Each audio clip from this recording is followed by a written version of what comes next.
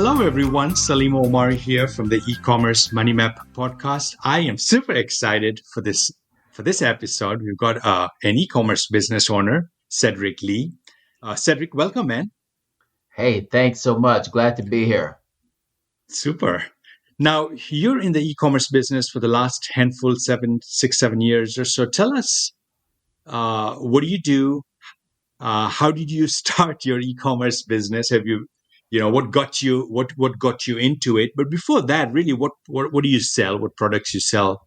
Team members? Anything you want to share about your business? Yeah, no problem. So, yes, my name is Sedrick Lee. I started with Amazon and then e-commerce back in 2014.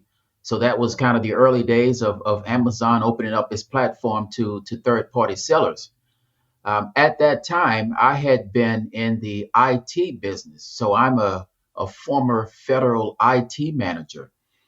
And at the time, I was getting a bit tired of the 9 to 5 in traffic for about an hour each way.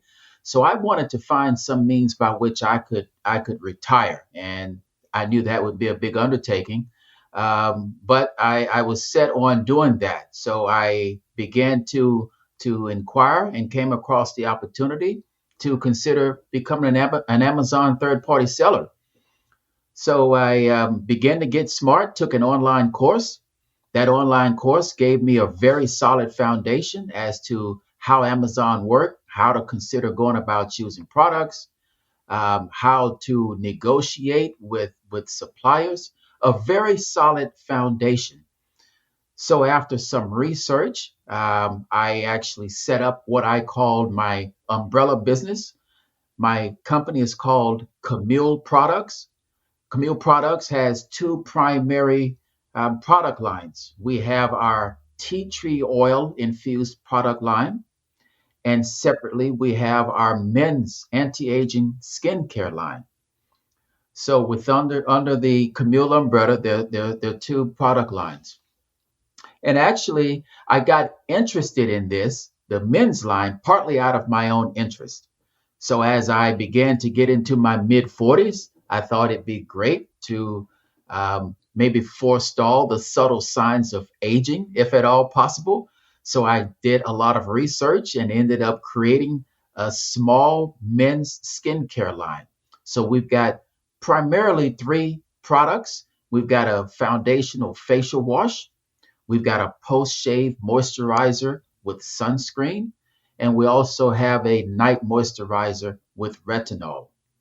That serves as the core of the men's skincare line. And it's intended to be a simple 3 step process as relates to men's taking care of their skin. Aside from the skincare line I mentioned earlier, we've got a tea tree oil infused product line. So the flagship product and the original product there is a tea tree balm. And for those not familiar with tea tree oil, it's a natural antimicrobial product. Many people really follow and enjoy tea tree oil um, over the counter products for routine skincare, but it's also effective with eczema, psoriasis, minor insect bites, scratches, etc. So that tea tree balm is the core flagship product, and I've built another small set of products around that product: a tea tree oil based body wash, a salt based scrub, and also a foot soak. So these are the primary products that make up the Camille product line. I think you were asking earlier about team members. It's primarily my wife and I that serve as the core of the business. However, we do outsource many parts of the business, specifically things like advertising. We outsource um, several things to the Facebook ads. We outsource design. So whenever I need to design a new product package and things to that nature, that's outsourced as well. And I work with consultants, particularly with Amazon advertising. Amazon ads is key. It's a closed ecosystem, and understanding Amazon ads is quite important. So in a nutshell, that's where we started. It's again been up since 2014, and I was successfully able to retire from my 9 to 5 IT manager job after 30 years in 2019. So I'm 2 years into retirement now, and life could not be better. Wow, that's amazing. Super. Great overview. And too cool. Super. Now, you started with zero in sales and you've grown over the years. Tell us a little bit about what's that been like for you the last 5 or 6 years? What's growth been like, maybe annual increases? And where are you at now? Have you broken the $1 million mark, or are you going to do that this year? We are anticipating to get pretty close this year. It's very likely we'll get there this year. This year, I'm estimating on the order of 900 to 1.1 million in gross sales. In recent years, that has been increasing on the order of 20 to 25% per year. So I made some notes. 2019, we had 600K in gross sales.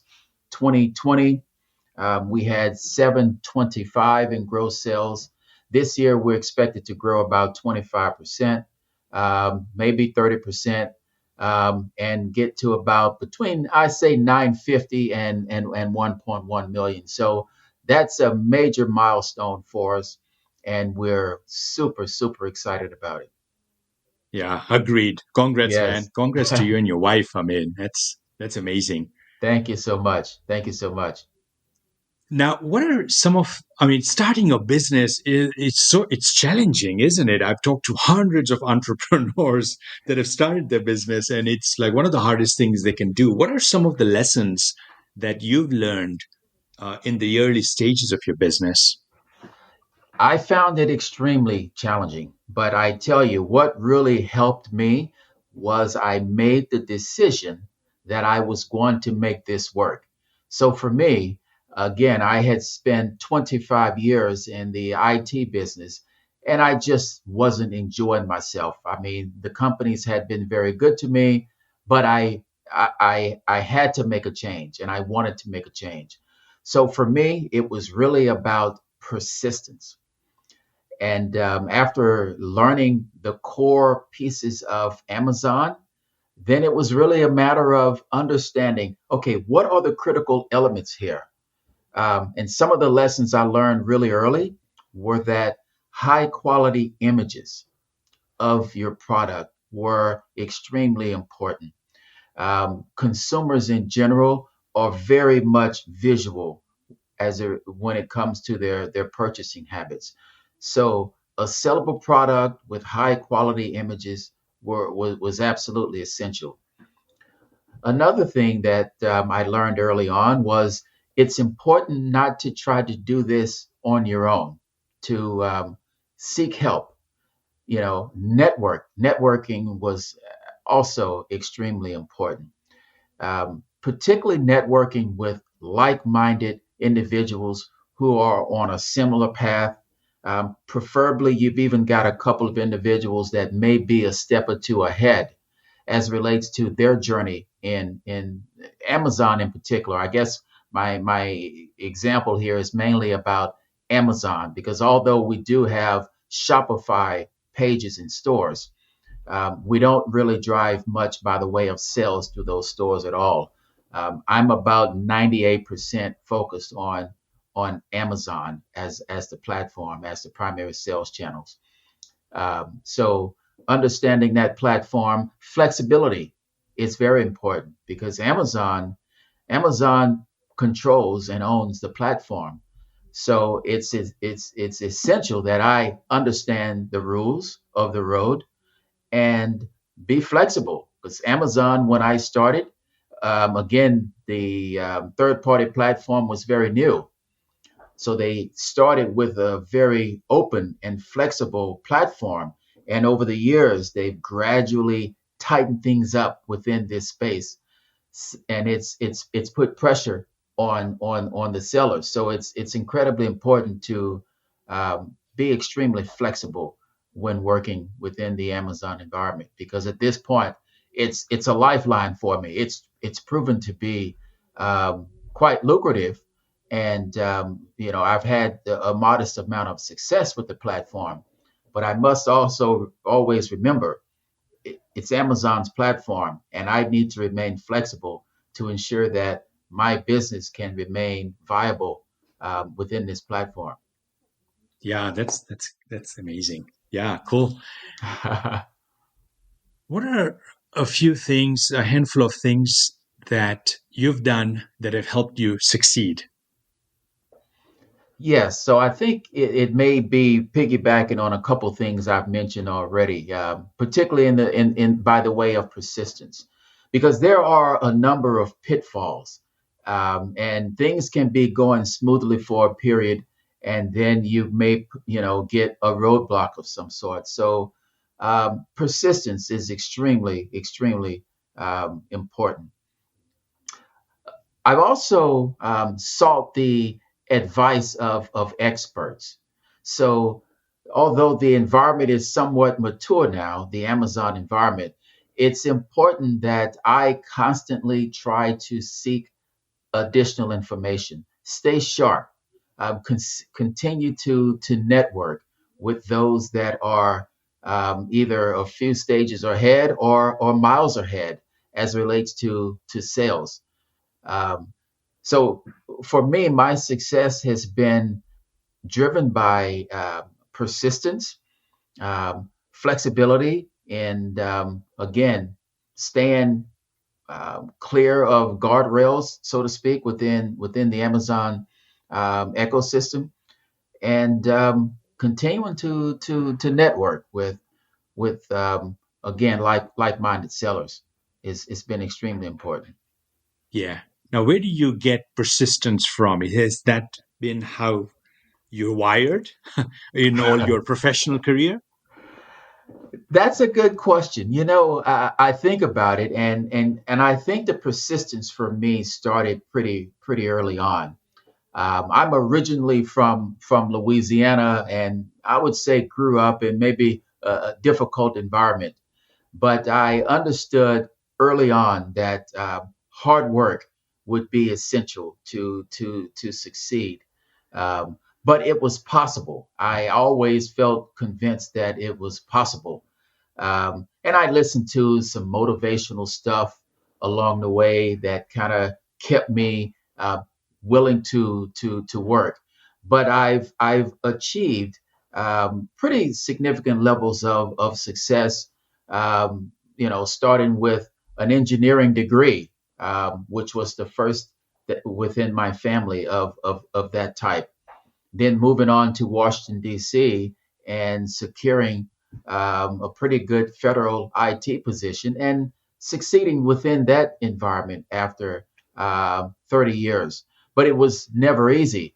I always felt that if I put in the effort, um, understood the environment, that the success that I sought could be attained. So I think it's partly wired because, as far as I can remember, I have had quite a bit of persistence.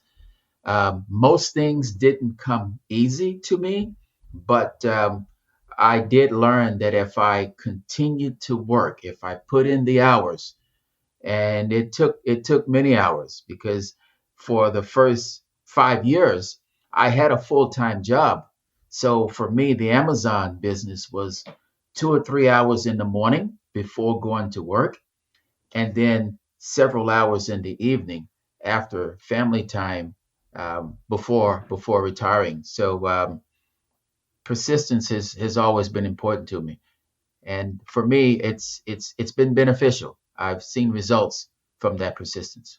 Yeah, yeah, yeah. It's part of mindset, isn't it? I mean, having the persistence, the perseverance, and really being connected to our purpose. Why are we doing what are we, what we're doing, right? How important was Yes, that for you? Is to remember when you're working and burning the midnight oil that there was a bigger why, why you were doing what you were doing. absolutely. The why is extremely important, and even today, I've got I've got boy-girl twins that are in middle school, and I intend to serve as an example to them as it relates to the kinds of things that can be achieved through hard work. So they understand my the Amazon business quite well. My son, in particular, has taken an interest and asked quite a few questions. So for me, the why initially was to get myself out of what I considered the rat race, and to allow me to spend more time with with with my wife and kids. So today I am able to attend all of their elementary or middle school functions. I'm able to attend all of their school events. And that's something that I feel is extremely important. And I get to do that without the stresses of having to coordinate with a boss to get time off, and those kinds of things. So for me, the why was always to allow or to provide for flexibility and a bit more freedom of my own time and schedule. And I'm extremely delighted today and for the past couple of years to have that. It was also important to me not to have a significant degradation in quality of life. So to move from a full-time job with Amazon on the side to now Amazon serving as the primary source of income, um, I'm fortunate that as we've continued to increase sales over the years, it's allowed us to maintain and gradually increase our overall quality of life. So for me, it's win-win, and it's been a great journey, and I look forward to continuing in this endeavor. So, segueing into financial reporting, visibility, what financial reports or perhaps key performance indicators do you look at as an e-commerce business owners that have been really helpful for you to get the kind of the behind the scenes of what's working, what's not, what are problem areas that you need to pay attention to so that you get overall visibility into your business? Yes, that's a really good question, and it's an essential question, and it's essential that a business, even a small business owner as myself, have visibility into the financials. So for me, the most important financial reporting or instrument we use is just the income statement. You know, are we profitable? Because if I'm not profitable, I can't continue, right? So it's critically important to me that we have sufficient margin when all expenses are calculated, and they are numerous, from inventory. We actually import our products, so their import tariffs in recent years have been an issue, particularly with the past administration, and the current administration has maintained those. So import tariffs, shipping, um, Amazon advertising is critical. So the income statement is critical. Now, as I mentioned before, 98% of all of our sales are on Amazon. So we leverage the reporting services that Amazon provides, and actually they're quite sufficient. I like to keep things relatively simple. So when I'm looking at the Amazon reporting, I'm looking at detail page traffic and sales. So I've got 10 SKUs, 10 separate products today, and I like to monitor, how much traffic are each of these products getting on a daily basis. And ideally, we've got increase in traffic, and ideally also we've got increase in sales with more eyeballs getting onto the product pages. We've been fortunate. I highlighted some of the numbers a little bit earlier, but from the inception of our business through today, we've had a gradual increase of both traffic and sales. The fact that it's a closed ecosystem, Amazon also is pretty mature with um, they've got a ton of data, of course, and they do overall a fairly good job giving sellers a nice dashboard where seller related data is made available. So it's overall a good platform, very good platform. Great. Now, when it comes to financial reports, you mentioned Amazon, the detailed report there that you take a look at. You look at the income statement or the P&L. Is that, do you use a software like QuickBooks or is it Zero? What works for you in terms of an accounting software? Yeah, I do. I use QuickBooks as an accounting software, and I even leverage some of the online accounting services that QuickBooks offers. So yes, QuickBooks is of course attached to the primary bank account that supports the business, and I've gone in and set up um, different service providers. So when things come through the bank account, it's recognized by QuickBooks and it automatically gets filed within the right areas, so to speak, as it relates to creditors or funding from Amazon and those kinds of things. So QuickBooks, I do. I'm a supporter of QuickBooks. Got it. So you probably use QBO, QuickBooks Online, and that's working Yes, well for you. that's working well for me. QuickBooks Online. Yes, Great. And you're using those reports to give it to a year-end accountant who does your tax return. And that's correct. got it. Yes, yes. One of the questions many e-commerce business owners have, Cedric, when they're starting up and even along their entrepreneurial journey is legal structure.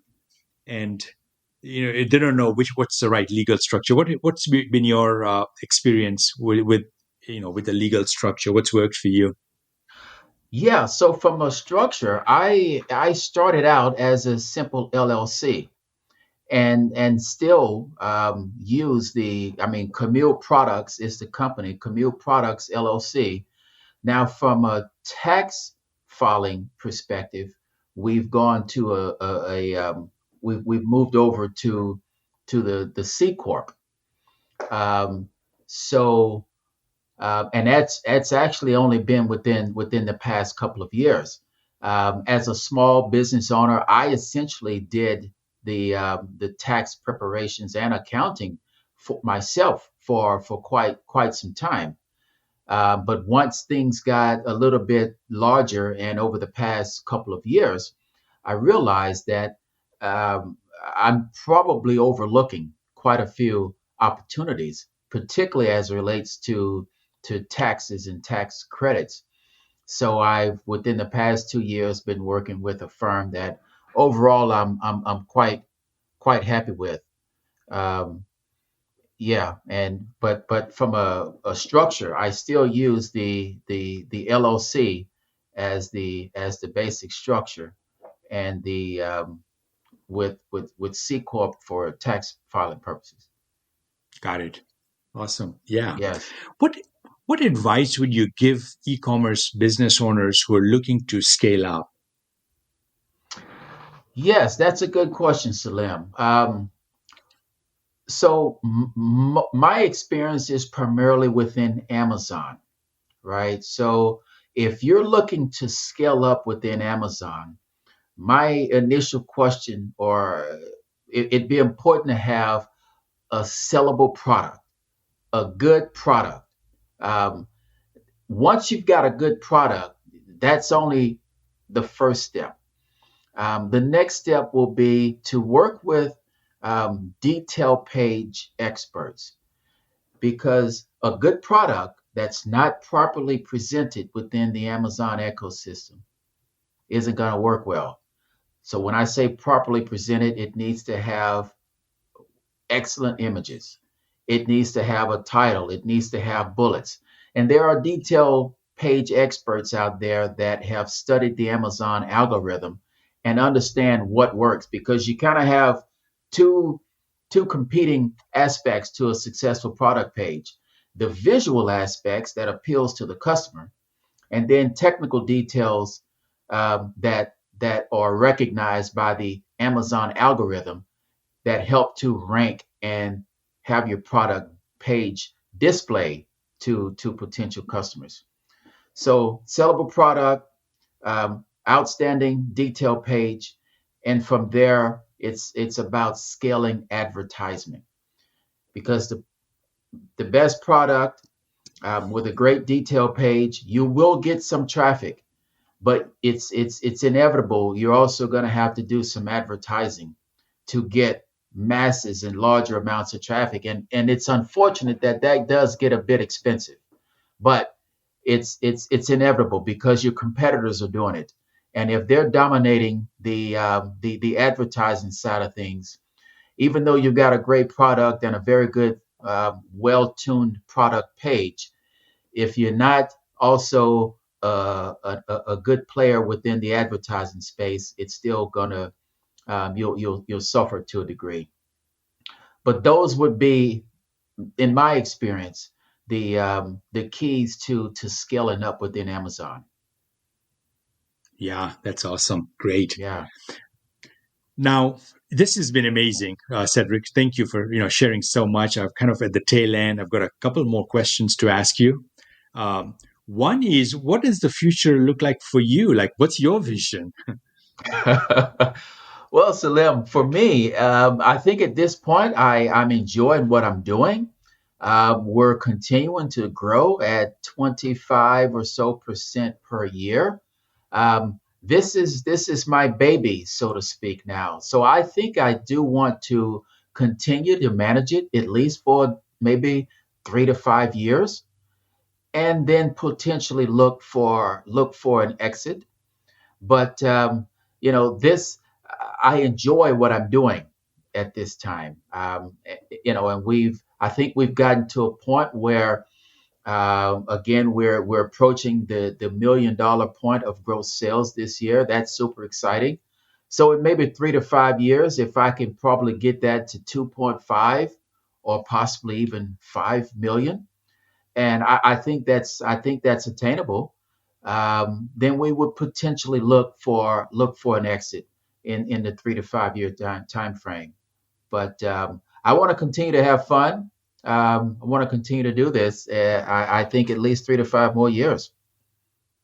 That's great. Are you looking to go beyond Amazon in terms of sales channels? I've considered it, and but I don't think I will really pursue it.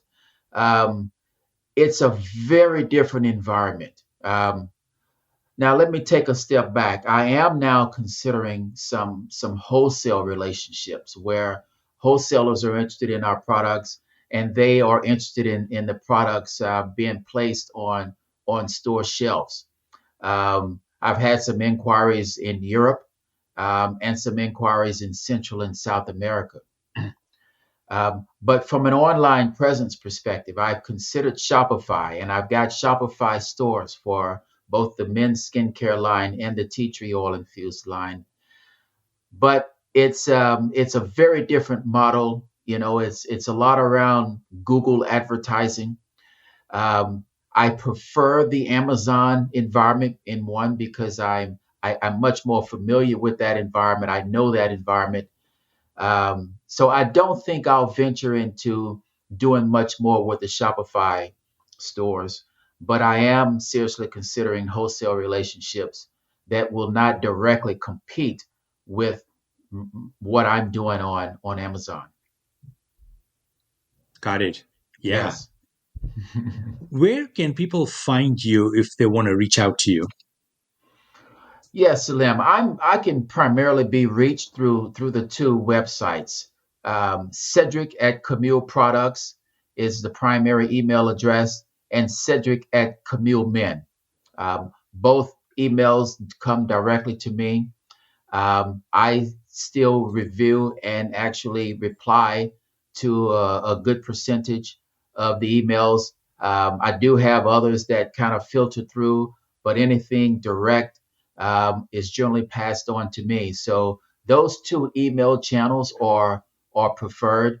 I'm not as active on Twitter or any of the other sites, but email is the best way to get me.